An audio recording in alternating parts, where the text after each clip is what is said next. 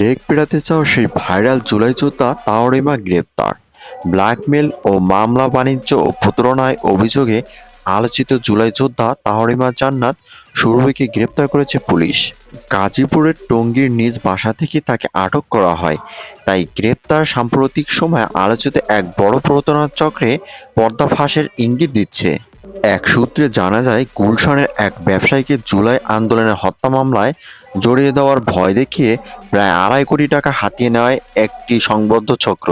এই চক্রের নেতৃত্বে ছিলেন সামাজিক যোগাযোগ মাধ্যমে ভাইরাল তাওরিমা জান্নাত সুরভি। শুধু এই ঘটনায় নয়, চক্রটি বিভিন্ন সময় ব্ল্যাকমেল ও চাঁদাবাজির মাধ্যমে প্রায় 50 লাখ টাকা আদায় করেছে বলে অভিযোগ করেছে।